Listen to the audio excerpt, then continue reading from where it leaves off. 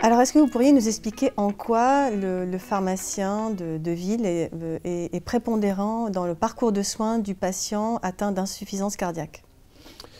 Alors d'abord, il faut distinguer le parcours Ouais. d'un patient, notamment de l'insuffisance cardiaque, avec deux circuits qui peuvent être hospitaliers ou à domicile. Et donc le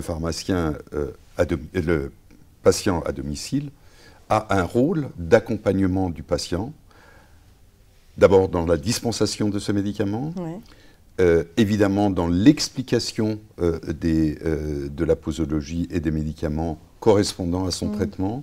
Et puis, il a un autre rôle qui est peut-être encore plus large, compte tenu de sa patientèle, c'est être un chercheur, un accompagnateur, un vigile pour essayer d'identifier ceux qui vont changer de comportement et qui pourraient peut-être montrer des signes d'insuffisance cardiaque. D'accord.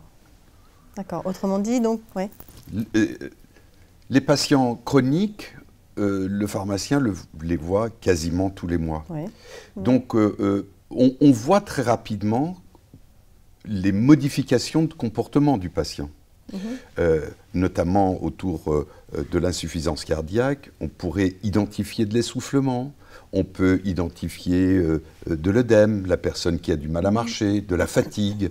Et notre rôle est aussi d'alerter le patient sur cette évolution que l'on va voir avec un œil peut-être plus neutre pour pouvoir lui conseiller à ce moment-là de l'accompagner, de voir un médecin, de voir un cardiologue pour soit identifier, soit écarter définitivement un début de pathologie ou une chronicité de la pathologie. Donc il y a un rôle de vigie en tous les cas pour les patients qui s'ignorent en fait.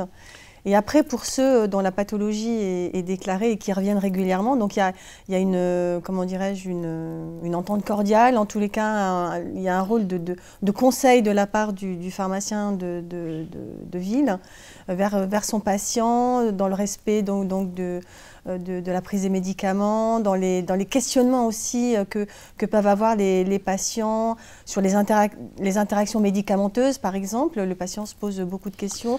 Est-ce que je peux manger tel aliment? Est-ce que je peux...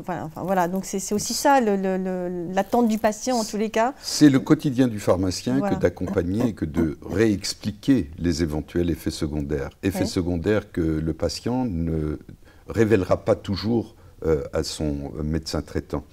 Et le pharmacien doit alerter. Au-delà de ça, il doit être particulièrement attentif sur l'observance. Nombre de fois où les patients nous disent « celui-là, j'en ai pas besoin ». Eh bien, immédiatement, le pharmacien se pose la question. À partir du moment où le traitement a été effectivement délivré pour un mois, comment ça se fait que tel ou tel produit n'est pas utilisé? Et aller chercher le pourquoi de cette non-utilisation. C'est souvent dû à des effets secondaires. Et c'est aussi dû au fait que le patient n'a pas toujours intégré l'importance, y compris de ce qu'ils appellent le petit médicament. Vous savez, le complément qui n'est pas nécessaire de prendre. Or, c'est le petit médicament considéré par le patient qui est peut-être le plus important dans le parcours de soins.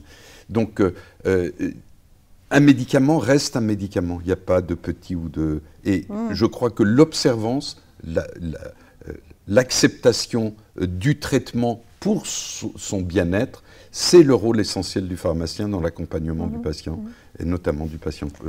L'observance du traitement, pour le patient, c'est aussi lié à comprendre pourquoi il prend tel ou tel médicament. Quel est l'intérêt, si vous voulez, en lien avec sa pathologie. C'est aussi ça qui est important pour le patient. C'est-à-dire que le pharmacien, de mon point de vue, doit aussi expliquer quel est le rôle d'un anticoagulant, par exemple, quel est le rôle d'un bêta-bloquant. C'est aussi l'intérêt que j'y vois pour respecter, justement, avoir une observance qui soit optimum. Ça s'appelle l'explication d'une ordonnance voilà. et d'une prescription. c'est-à-dire redonner et réexpliquer systématiquement la classe thérapeutique correspondant à la pathologie, de façon à ce que le patient comprenne bien le pourquoi, effectivement, de tel ou tel traitement, la nécessité de suivre des constantes biologiques pour l'adaptation quand c'est nécessaire pour certains traitements, et surtout comprendre aussi qu'à aucun moment un traitement ne s'arrête par la volonté du patient.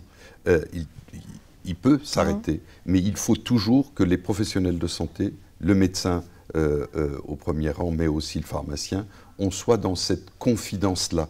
Ouais. Et souvent, le patient se livre mieux au pharmacien en ville, parce qu'il y a du temps, parce qu'il n'y a pas forcément de rendez-vous, parce qu'on se connaît bien et on se fréquente régulièrement, que toutes ces explications viennent toutes seules. Et que donc là, le pharmacien a tout son rôle dans l'accompagnement du patient, notamment dans l'observance et dans le respect du traitement, mais pour son bien-être. En aucun cas parce que c'est la science qui le dit. Bien sûr. Alors le frein que j'y vois justement dans le fait que le patient soit amené à se livrer à son pharmacien, c'est l'aspect confidentialité. Parce que l'espace de confidentialité n'est pas forcément respecté. C'est vrai de parler de soi, parler de ses difficultés au quotidien, des interactions médicamenteuses, des contraintes que cela génère. Eh bien, quand le patient sent qu'il y a une file d'attente, il y a une pression qui s'exerce, il n'a pas forcément en fait envie de se livrer à ce moment-là. Donc il manque peut-être des espaces de confidentialité. Alors, très clairement, la pharmacie, vous l'avez remarqué, est en pleine mutation et la pharmacie change. Oui. L'organisation de la pharmacie change. Il y a un espace le plus souvent réservé aux patients avec une limite pour avoir un peu de confidentialité.